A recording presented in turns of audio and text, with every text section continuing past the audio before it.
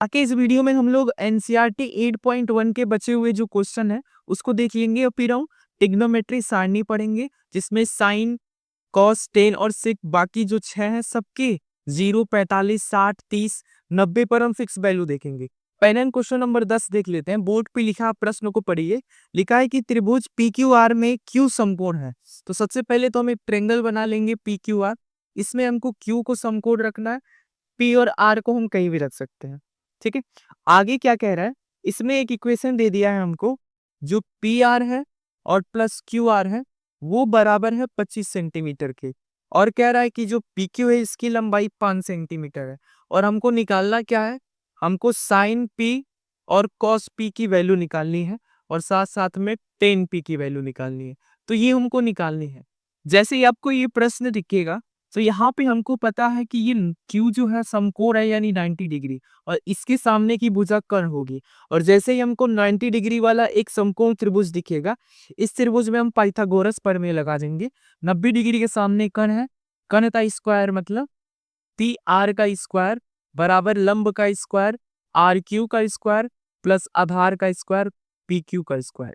ठीक है, आधार लंब और कर्ण। अब यहाँ पे हमको इस इक्वेशन से हम क्या कर सकते हैं, क्यू आर को उधर भेज दीजिए, तो ये हो जाएगा पी आर बराबर 25 माइनस का क्यू आर।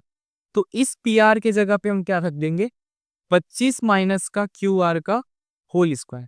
ठीक है, और इधर क्या हो जाएगा कि पी आर का क्यू आर, आर क्यू है, आर क्यू बोलिए या क्यू आर बोल दीजिए, बात से एक है।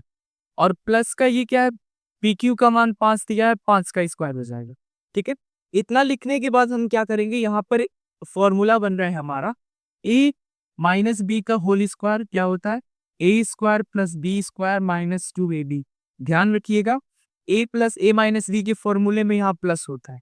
ठीक है, और ए माइनस बी के होल क्यूब के फॉर्मूले में A cube minus B cube minus 3ab in bracket A minus B होता है। तो इसको ध्यान रखिए, इसमें सब माइनस होता है, प्लस वाले में यहाँ पे प्लस होता है, क्योंकि प्लस का स्क्वायर माइनस का स्क्वायर करेंगे तो प्लस होगा और माइनस का क्यूब करेंगे माइनस होगा, इसीलिए ऐसा है आप होता है। अब इसमें हम ए माइनस बी का होल स्क्वायर निकाल लेंगे। 25 का स्क्वायर कर देंगे 625। देखिए, किसी भी संख्या का स्क्वायर निकालना हो, जैसे कि आखिरी में हमको 5 दिख जाए, तो स्क्वायर कैसे निकालते हैं, आप क्या कीजिए, 5 का स्क्वायर लिख दीजिए 25, 2 है, 2 का अगला कितना होता है 3, 3 का 2 गुना 6, तो 25 का स्क्वायर कितना हो जाएगा 625। ऐसे ही हमको 35 का स्क्वायर अगर निकालना हो तो हम क्या करेंगे, 5 का स्क्वायर 25, 3 का अगला 4, 4 तिया 12, तो 1225। तो ऐसे हम क्या कर सकते हैं, अगर किसी भी अंक में 5 हो आखिरी में यूनिट डिजिट पे, तो हम उसका स्क्वायर आसानी से निकाल सकते हैं। तो यहाँ पे हम निकालने के बाद 625 A square plus B square Q R का स्क्वायर प्लस क्या हो जाएगा हमारा, यहाँ पे माइनस माइनस 2 गुणे 25 मतलब 50 क्यू आर बराबर इधर क्यू आर का होल स्क्वायर, और 5 का स्क्वायर कितना हो जाएगा 25। देखिए, क्यू आर स्क्वायर इधर भी है इधर भी है, और दोनों प्लस के साथ है, जब भी इक्वल दोनों के साइड एक ही वैल्यू होती है तो हम काट देते हैं। ठीक है, इसको क्या कीजिए, उधर लेते आइए और इसको इधर लेते आइए, ये हो जाएगा 625 माइनस का 25, और इधर माइनस का है इधर जाएगा तो प्लस का 50 क्यू आर। ठीक है, ये घटाएंगे 600 हो जाएगा बराबर 50 क्यू आर। 0 से 0 काट देंगे, 5 से काटेंगे, 5 का पहाड़ा 5 एकम 5, बचे कितना 1 5 दूनी 10, यानी क्यू आर का जो मान आएगा वो 12 आ जाएगा। और जैसे ही क्यू आर का मान 12 आ जाएगा, यहाँ पर हम पी आर का मान निकाल सकते हैं 25, क्यू आर का मान है 12। 25 में से 12 घटाएंगे कितना हो जाएगा, 5 में से 2 गया 3, और 2 में से 1 गया 1, 13, यानी पी आर का मान कितना निकल जाएगा, ये 13 निकल जाएगा और ये 12 निकल जाएगा। ठीक है, तो इस तरह से हम निकालने के बाद हम क्या करेंगे, अब साइन पी हमसे पूछा था तो साइन पी निकाल लेंगे। साइन पी, पी एंगल के लिए साइन क्या होता है, लंब बटे का कर्ण। लंब कितना है 12 और कर्ण कितना है 13। ठीक है, हमको कॉस पी निकालना था। कॉस पी, कॉस क्या होता है, लाल बट्टा कक्का से आधार बटे का कर्ण, आधार कितना है 5 और कर्ण कितना है 13। ठीक है, अब निकालना था हमको टेन पी। टेन पी कैसे निकालेंगे, टेन होता है हमारा आधार बटे का एक सेकेंड, टेन होता है लंब बटे का आधार। लंब कितना है 12 और आधार कितना है 5। तो इस तरह से हम क्या कर सकते हैं, इस क्वेश्चन को सॉल्व कर सकते हैं। कुछ भी डाउट हो आप कमेंट में कीजिएगा। हम अगले क्वेश्चन पे बढ़ते जाते हैं हम लोग क्वेश्चन नंबर 11 पे। क्वेश्चन नंबर 11 कह रहे हैं कि सत्य असत्य बताइए और कारण बताइए। पहला क्वेश्चन है 10a का मान सदैव 1 से कम होता है। तो यहाँ पे अगर हम 10 की बात कर लें, 10a एंगल 0 डिग्री पे, 30 डिग्री पे, 45 पे, 60 पे, 90 पे। अगर 10 की वैल्यू इन पे देखेंगे तो इस पे कितना होता है, इस पर इसका मान हो जाता है 0, 1 बटा करने में 3, 1 करने में 3 और अनडिफाइंड यानी अनंत। तो जैसे जैसे एंगल बदल रहे हैं 10 की वैल्यू बदल रही है। तो ये प्रश्न बोल रहा है कि 10a का मान सदैव 1 से कम होता है। तो यहाँ पे 45 डिग्री पे देखिए 10 का मान क्या आ रहा है, 1 आ रहा है। और 60 डिग्री पे 10 का मान क्या आ रहा है, करनी में 3 आ रहा है। तो यहाँ पर हम 45 पर 10 का मान तो 1 आ रहा है, 10 45, और 60 पर कितना आ रहा है, करनी में 3 आ रहा है। और करनी में 3 का मान लगभग 1.732 के आसपास उठ रहा है।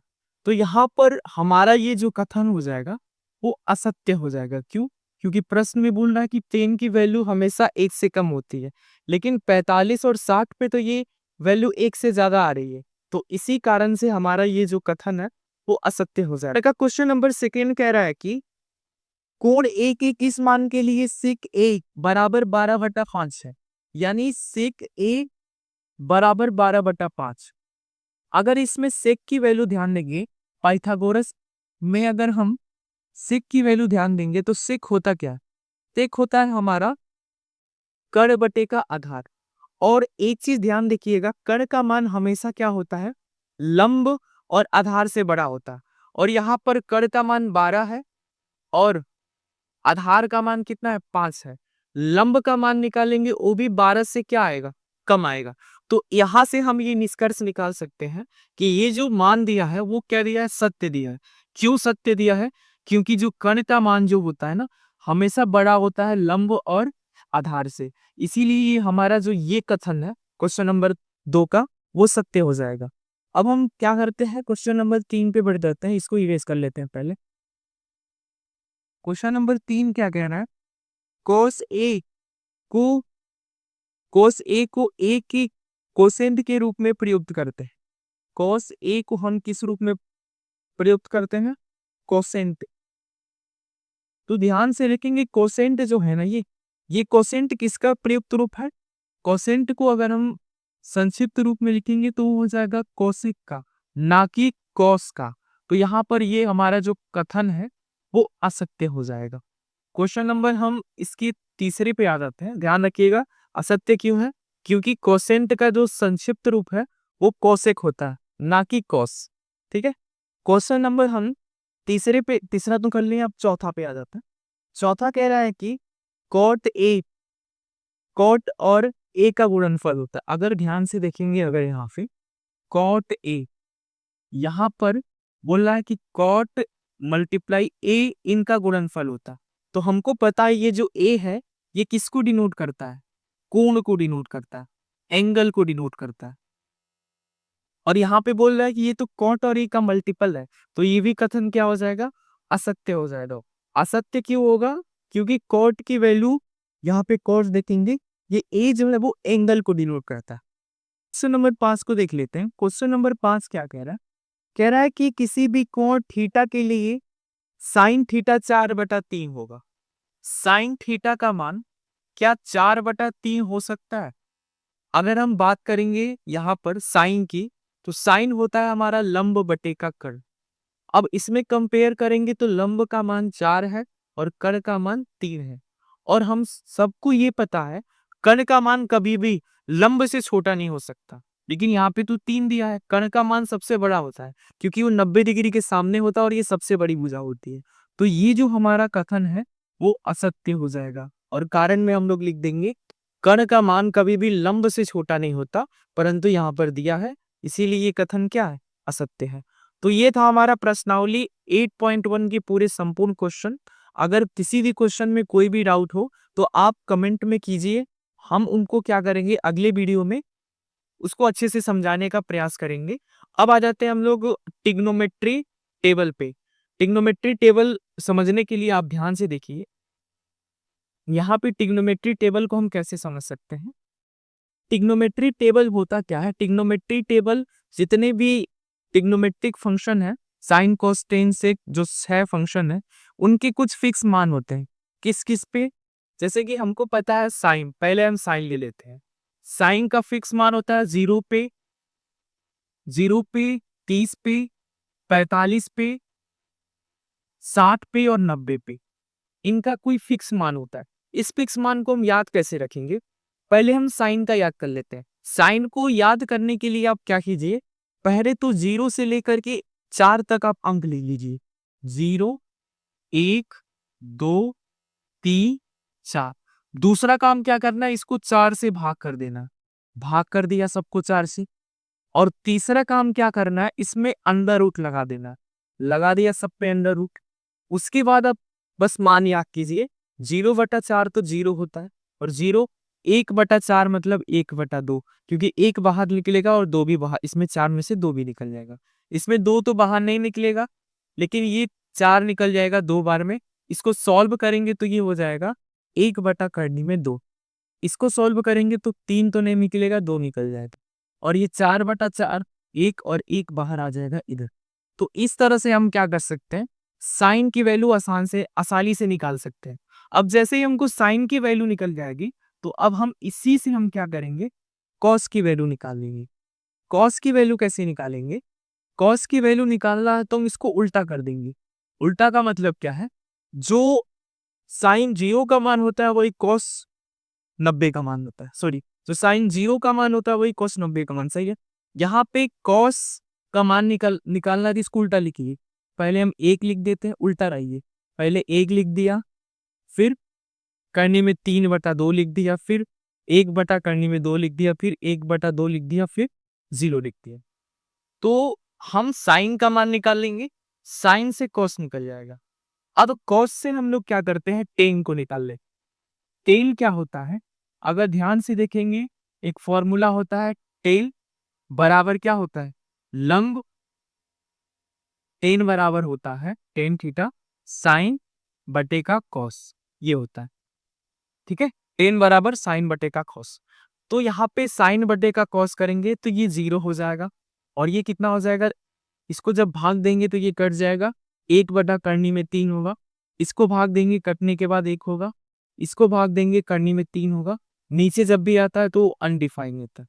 तो इस तरह से हम क्या कर सकते हैं, हम टेन की भी मान निकाल सकते हैं। अब जैसे टेन का मान निकल गया, आप कॉट का मान निकाल लीजिए। कॉट क्या होगा, इसी का उल्टा। यहां से ये अनडिफाइंड यहां आ जाएगा, करनी में 3 यहां आ जाएगा, 1 यहां आ जाएगा, 1/करनी में 3 यहां आ जाएगा, 0 यहां आ जाएगा। अब बचे हुए हैं जो 2, उसका भी मान निकाल लेते हैं। क्या क्या 2 बचे हैं, एक तो सेक बचा है। सेक क्या होता है, ध्यान से देखेंगे तो सेक जो होता है ना, कॉस का उल्टा होता है। इसका उल्टा कीजिए, 1 का उल्टा 1 ही होता है। इसका उल्टा करेंगे तो 2/करनी में 3, इसका उल्टा करेंगे तो करनी में 2, और इसका उल्टा करेंगे तो 2, और 0 का उल्टा करेंगे तो कितना होगा, अनडिफाइंड। ठीक है, अब हम आ जाते हैं कॉस पे। अब कॉस तो हो गया, बचा हमारा कॉसेक। कॉसेक क्या होता है, इसी को उल्टा लिख दीजिए। अनडिफाइंड यहां लिख दीजिए, 2 को यहां लिख दीजिए, करनी में 2 को यहां लिख दीजिए, 2/3 को यहां लिख दीजिए, और बचा 1 को यहां लिख दीजिए। तो इस तरह से हम क्या कर सकते हैं, पूरी ट्रिग्नोमेट्री टेबल को याद कर सकते हैं। तो यहाँ पे अगर आपको कोई भी डाउट हो तो कमेंट में बताइएगा। आप क्या कीजिएगा, एक बार खुद से इसको बनाने का प्रयास कीजिएगा। इसका मैं एक शॉर्ट वीडियो भी बना दूंगा, आप उसमें देख लीजिएगा।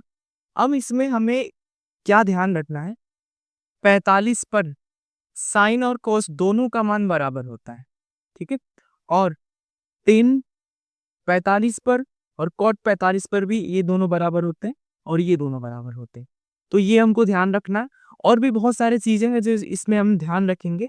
प्रश्न जैसा जैसा आएगा हम उसके अकॉर्डिंग इसको अप्लाई करेंगे। आप क्या कीजिए, इसको अच्छे से देख लीजिएगा। हम प्रश्नावली 8.2 को अगले वीडियो से स्टार्ट करेंगे और एक ही वीडियो में हम क्या करेंगे, पूरी प्रश्नावली में जितने भी प्रश्न हैं सब प्रश्न को एक ही प्रश्नावली में मतलब एक ही वीडियो में करेंगे। मिलते हैं अगले वीडियो में, तब तक के लिए पढ़ते रहिए, मस्त रहिए।